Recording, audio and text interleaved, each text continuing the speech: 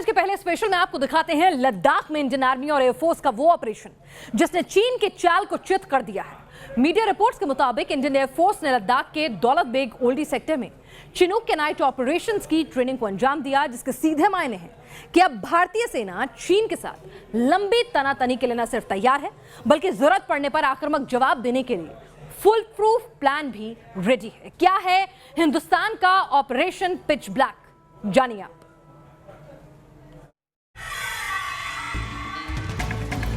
लद्दाख में एलएसी पर operation pitch black.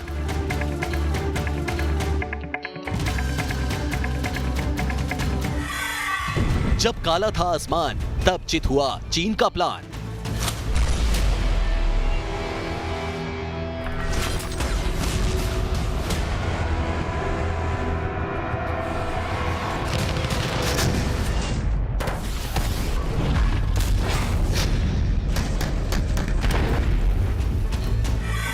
जो चीन ने सोचा भी नहीं था वो हिंद के बहादुरों ने कर दिखाया।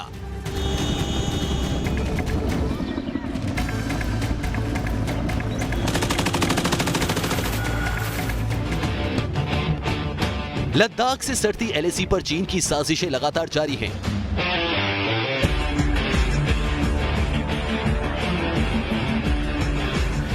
बातचीत की आड़ में चीन ज्यादा से ज्यादा वक्त निकालने के फिराक में है ताकि उससे तैनाती मजबूत करने का मौका मिल जाए, और चीन की इसी साजिश का भारतीय सेना ने निकाला अचूक इलाज।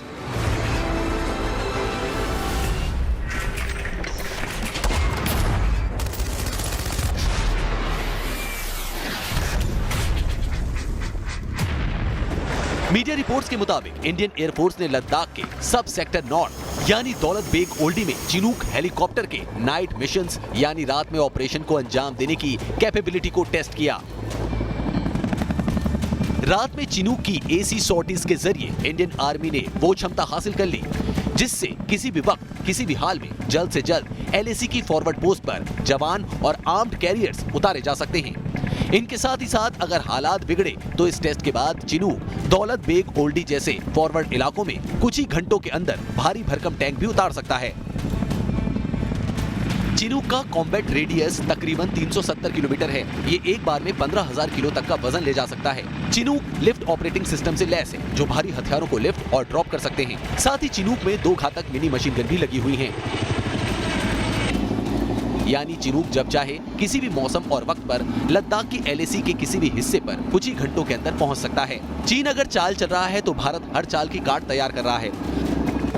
अगर इंडियन एयरफोर्स की रणनीति की बात की जाए तो अब तक मिली खबरों के मुताबिक लद्दाख एलएसी के एक हिस्से में अपाचे हेलीकॉप्टर से पेट्रोलिंग की जा रही है, तो काराकोरम पास की दिशा में चिनूक की टेस्टिंग कामयाबी के साथ पूरी हो गई है। ये दोनों कॉम्बैट हेलीकॉप्टर्स एलएसी पर पेट्रोलिंग कर रहे कॉम्बैट रेडी सुखोई के लिए सपोर्ट बने हुए हैं।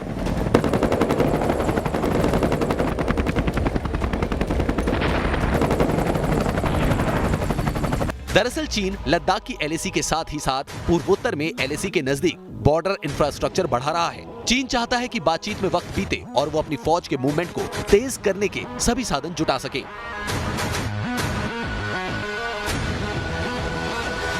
भले ही ड्रैगन इस मुगालते में हो कि भारत को उसकी चालबाजियों की खबर नहीं, लेकिन हकीकत यह है कि चीन के हर एक्शन पर भारत की पैनी नजर है। और यही वजह है कि जब जब चीन साजिश का कोई नया पिटारा खोलता है तो 24 घंटों में उसकी सटीक काट भारतीय फौज तैयार कर देती है। Team news nation.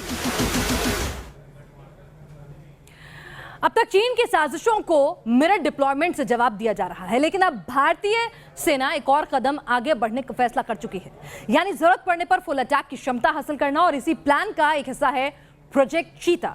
प्रोजेक्ट चीता यानी भारतीय सेनाओं के सबसे विश्वस्त ड्रोन हेरॉन को घातक मिसाइलों और लेजर गाइडेड बम से लैस करना।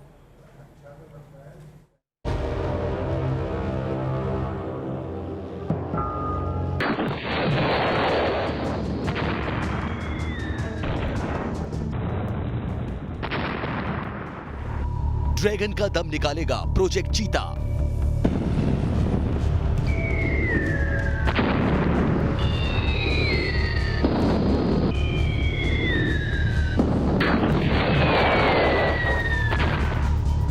चीता आएगा तो ड्रैगन डर जाएगा।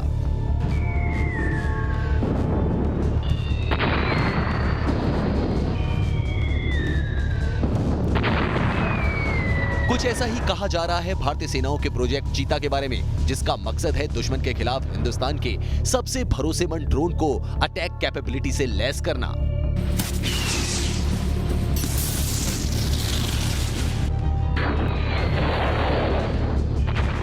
क्या है प्रोजेक्ट चीता? प्रोजेक्ट चीता का मकसद है भारतीय सेना की तीनों सर्विसेज में तैनात हेरोन ड्रोन को अटैक ड्रोन में तब्दील करना।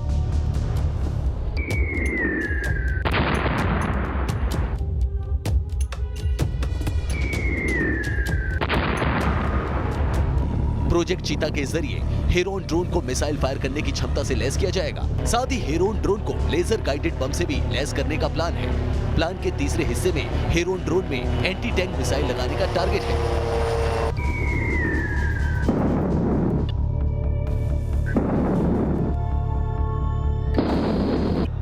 मीडिया रिपोर्ट्स के मुताबिक नेवी, आर्मी और एयरफोर्स के कम से कम 100 हेरोन ड्रोन्स को अटैक यूएवी में तब्दील करने का प्लान है।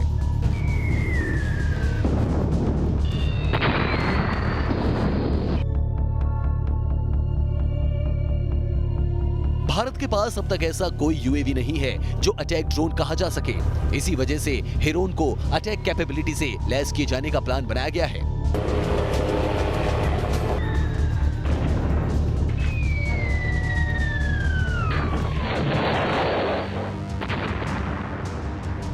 अमेरिका से भारत प्रीडेटर जैसे ड्रोन लेना चाहता है, लेकिन ये डील अब तक कागजों पर है। खासकर जब एलएसी पर चीन से तनातनी बढ़ती जा रही है, ऐसे में अटैक ड्रोन्स तीनों सेनाओं की जरूरत बन गए हैं।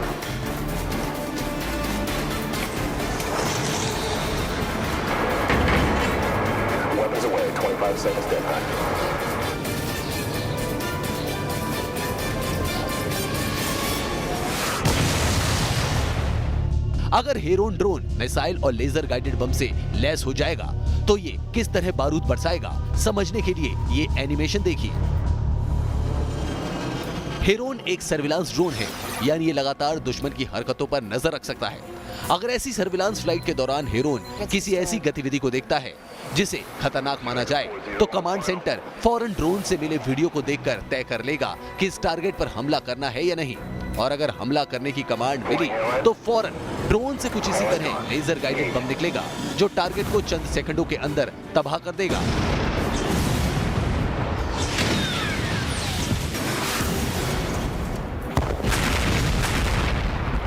Target capture. मोदी सरकार साफ कर चुकी है कि डिफेंस सेक्टर में अब देश आत्मनिर्भर बनेगा और प्रोजेक्ट चीता को आगे बढ़ाकर मोदी सरकार ने बता दिया है कि अब शूरवीरों के हथियार देश में ही बनेंगे। Team news nation. एलएसी पर चीन की करतूतों को अंजाम दे रहा है तो उसके इशारे पर इमरान और बाजवा की फौज भी मानो अचानक करंट लग जाता है उसे। खबरें हैं कि गुजरात से सटते बॉर्डर के नजदीक पाकिस्तान ने अपने एयरबेस पर F-16 तैनात कर दिए हैं, हिंदुस्तान के लिए मुश्किलें पैदा करने के इरादे से। लेकिन पाकिस्तान ये भूल रहा है कि F-16 हो या फिर उसका GF-10, हिंदुस्तान के पास हर पाकिस्तानी साजिश का मुकम्मल जवाब है। हिंदुस्तान के लिए ये एक फुस एयरक्राफ्ट से ज्यादा कुछ भी नहीं।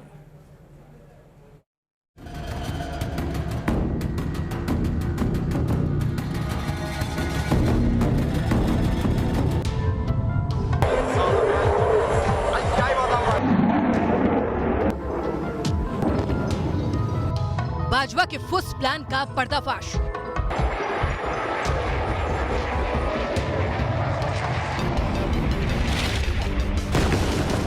इमरान के फ्लॉप फाइटर पर बहुत बड़ा खुलासा।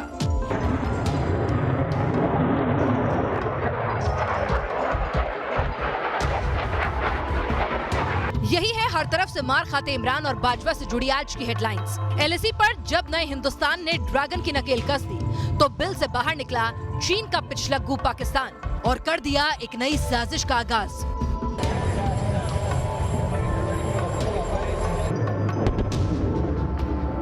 इमरान का फुस प्लान नंबर 1। इमरान और बाजवा की चंडाल चौकड़ी ने जो नई साजिश रची वो है गुजरात बॉर्डर पर F-16 की बड़ी संख्या में तैनाती। मीडिया रिपोर्ट्स के मुताबिक गुजरात बॉर्डर से तकरीबन 125 किलोमीटर दूर भोलारी एयरबेस को पाकिस्तान ने हाई एक्टिव मोड में डाल दिया है। इस एयरबेस पर F-16 तैनात कर दिए गए हैं, जिनके लिए हैंगर तैयार हैं और जल्द ही पूरे शेल्टर भी तैयार कर दिए जाएंगे। पाकिस्तान F-16 तैनात करने का दम तो भर रहा है, लेकिन उसके F-16 की हकीकत या यूं कहें कि औकात क्या है, शायद इमरान और बाजवा खुद ये भूल गए हैं। अगर इंडिया S-400 डिफेंस को गुजरात बॉर्डर के नजदीक तैनात कर देता है, तो S-400 से फायर की गई मिसाइल, जिसकी रफ्तार तकरीबन 17,000 किलोमीटर प्रति घंटा है, भारतीय एयर स्पेस में पाकिस्तान के F-16 को पहुंचने से पहले ही हवा में नेस्तनाबूद कर देगी।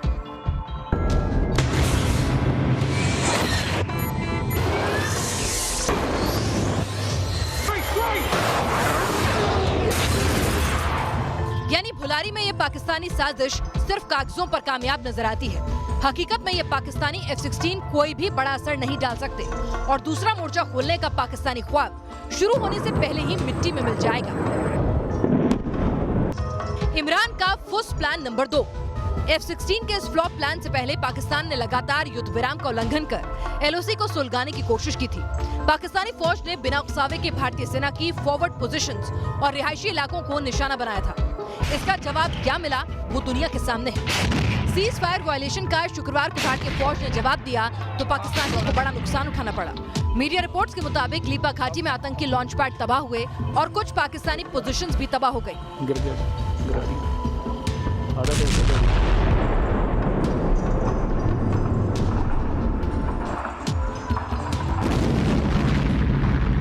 इमरान खान और बाजवा को भी पता है कि ये नापाक मुल्क और उसकी बुज़दिल ब्रिगेड हिंदुस्तान का बाल भी बाका नहीं कर सकती। इसी वजह से इमरान हवाई ऐलान कर रहे हैं, फर्जी धमकियां दे रहे हैं, ताकि चीन के सामने उनकी 2 कौड़ी की हैसियत कायम रहे और चीन को बार बार पाकिस्तान ये भरोसा दिलाता रहे कि चीन और भारत के तनाव में पाकिस्तान चीन की मदद कर रहा है, उसके साथ खड़ा है। Team news nation. चीन अब मध्य पूर्व एशिया में भी अपना दायरा बढ़ा रहा है। ईरान में किस तरह से अपने जाल बिछाने की कोशिश कर रहा है और अमेरिका से बड़ा खुलासा हुआ है इस पर। चीन की क्या है मिडिल ईस्ट वाली साजिश, जानिए और सावधान होइए।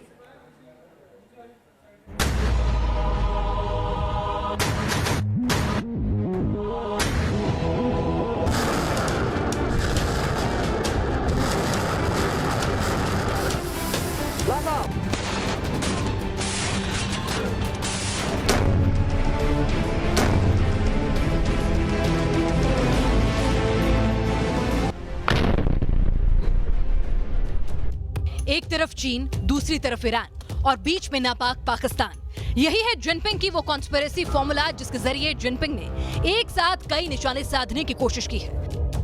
ईरान को बरगलाकर चीन चाहता था कि मिडिल ईस्ट तक भारत की पहुंच यानी चाबहार पोर्ट प्रोजेक्ट पर ग्रहण लगे। चीन का दूसरा मकसद है खाड़ी में अमेरिका के एकमात्र दुश्मन ईरान को मजबूत करना, ताकि तेल की इस दुनिया में अमेरिका का असर कम हो। और जिनपिंग का तीसरा मकसद था पाकिस्तान की 2% की औकात को बढ़ाना, ताकि इस्लामिक दुनिया में पाकिस्तान को थोड़ी बहुत इज्जत मिले। जिनपिंग के इन्हीं इरादों का पर्दाफाश हुआ ट्रंप सरकार से।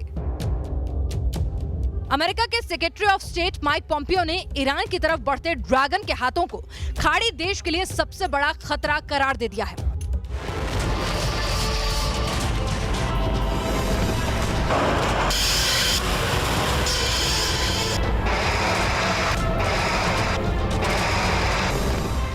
खतरे की घंटी, खाड़ी में चीन की एंट्री। अगर ईरान चीन के बहकावे में आया तो इसका सबसे बड़ा खतरा होगा खाड़ी में एक और बड़ा युद्ध।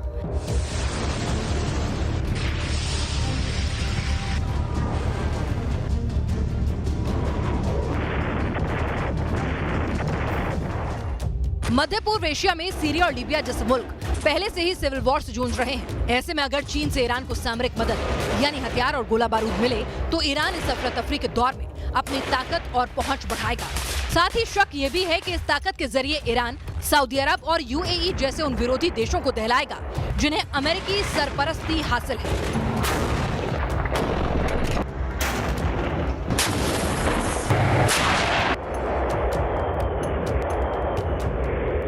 अमेरिका को पहला डर यही है कि चीनी मदद से ईरानी फौज कहीं फारस की खाड़ी और मिडिल ईस्ट में अमेरिकी हितों को टारगेट न कर दे और यही खाड़ी में बड़ी जंग का सबब बन सकता है। खतरे की घंटी, खाड़ी में चीन की एंट्री। अगर ईरान और चीन एक दूसरे के करीब आए और चीन से ईरान को मदद मिली तो इसकी जद में इजराइल जैसा मुल्क भी आ सकता है। खाड़ी में आतंकी संगठन हिजबुल्लाह को ईरान ने सीधे तौर पर शहर मदद की है और हिजबुल्लाह का मकसद ही है इजराइल की तबाही। अब तक अमेरिकी दबाव और इजराइल की ताकत के चलते ईरान सीधे तौर पर हिजबुल्लाह को मदद नहीं कर पाता था, लेकिन अगर ताकत में इजाफा होता है तो ये तय है कि हिजबुल्लाह जैसे खतरनाक आतंकी संगठन का दायरा भी बढ़ जाएगा। खतरे की घंटी, खाड़ी में चीन की एंट्री। मिडिल ईस्ट में चीन की एंट्री का सबसे खतरनाक अंजाम होगा पाकिस्तान का इस इलाके में सीधा दखल। जो तालिबानी आतंकी और इस्लामिक स्टेट आज अफगानिस्तान और पाकिस्तान तक सीमित नजर आते हैं, वो इस पहुंच के जरिए ईरान समेत खाड़ी में अपनी मौजूदगी बना लेंगे, जो एक बार फिर मिडिल ईस्ट को दहलाने पर आमादा हो जाएंगे। Team news nation. और अब देखते हैं खबरें तस्वीरों के जरिए। तस्वीर नंबर 1। मिस्र में आजकल सभी की निगाहें मोजो नाम के रोबो वेटर पर टिकी हुई हैं।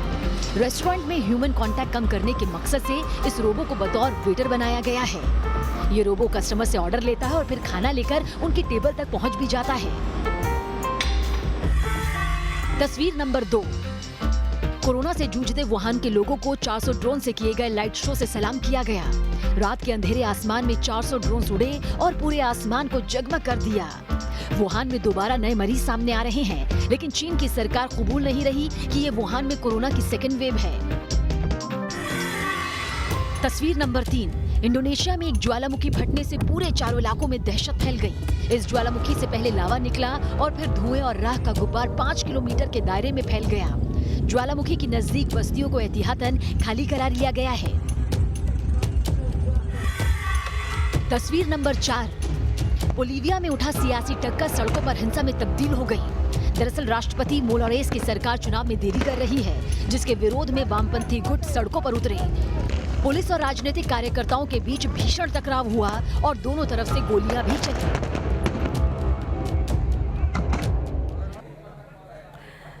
बेरूत में एक ऐसा खौफनाक ब्लास्ट हुआ जिसने लोगों को दहलाकर रख दिया, पूरी दुनिया को स्तब्ध कर दिया। और नतीजा ये कि लोगों का गुस्सा सरकार और सिस्टम के खिलाफ कुछ ऐसा उतरा कि आज सरकार संकट में है। देखिए बेरूत की ब्लास्ट क्रांति।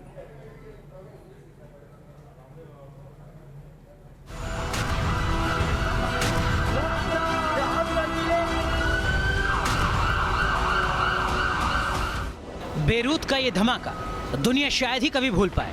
ये धमाका सिर्फ 8 सेकंड तक जिंदा रहा था।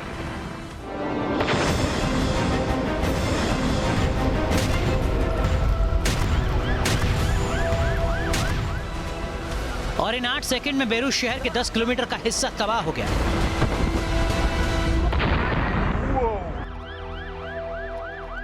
सैकड़ों जिंदगियां खत्म हो गईं और हजारों लोग अस्पतालों में जिंदगी और मौत के बीच झूल रहे हैं। इसी बेरूत धमाके ने मानो एक सोते हुए देश को जगा दिया और आगाज कर दिया एक क्रांति का।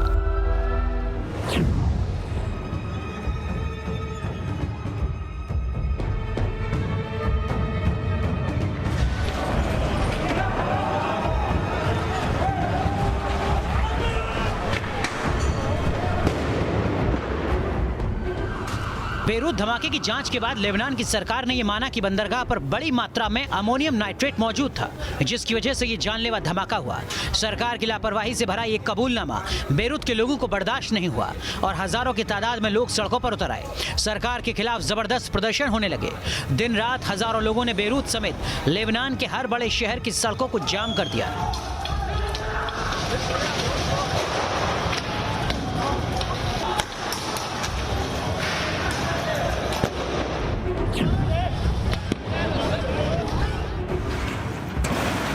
लेबनान के लोगों ने प्रदर्शन किए और दबाव के चलते सरकार के 2 मंत्रियों ने इस्तीफा दिया।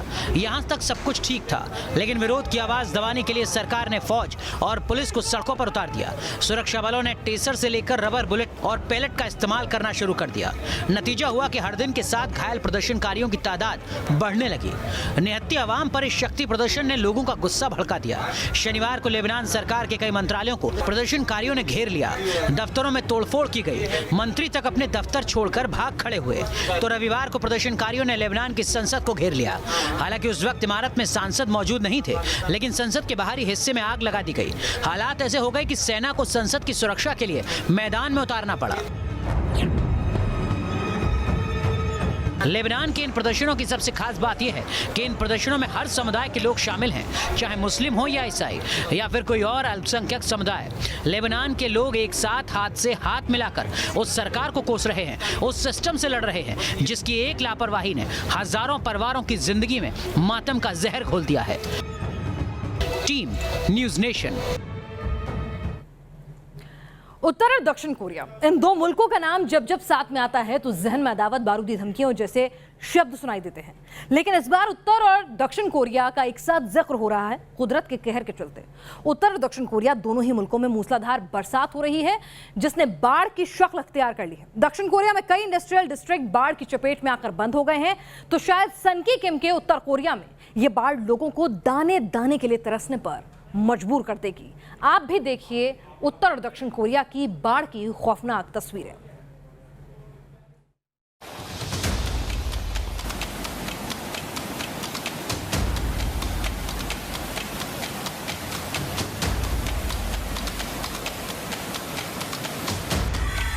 कुदरत का कहर एट कोरिया, वीडियो नंबर 1।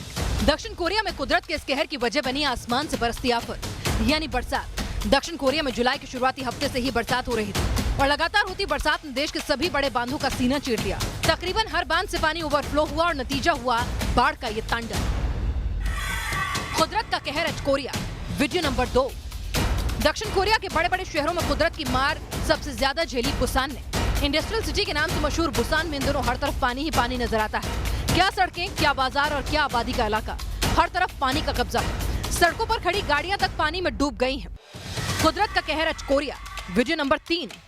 दक्षिण कोरिया में आसमान से बरसती आफत को अपने साथ लेकर आई स्योमजन नदी।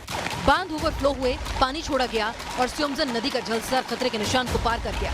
नतीजा हुआ कई इलाकों में पानी किरानों को तोड़ता हुआ शहरों में जा घुसा। कुदरत का कहर at Korea, video number 4। Busan के नजदीक इस आफत की खतरनाक तस्वीर नजर आई जब बुसान शहर में घुसने की कोशिश करती एक बस पानी के वेग में तिनके की तरफ बह गई और सीधे नाले में जा गिरी। रेस्क्यू ऑपरेशन चलाया गया लेकिन तब तक देर हो गई। बस में सवार एक शख्स की डूबकर मौत हो गई। कुदरत का कहर एट कोरिया, वीडियो नंबर 5। दक्षिण कोरिया के ग्रामीण इलाकों पर मानो बाढ़ का सबसे ज्यादा हंटर पड़ा है। शायद ही कोई ऐसा ग्रामीण इलाका है जहां पानी ने आफत की बरसात ना बरपाई हो। माना जा रहा है कि ग्रामीण इलाकों में 8 से 10% इमारतें पानी की चपेट में आकर जमींदोज हो गई हैं।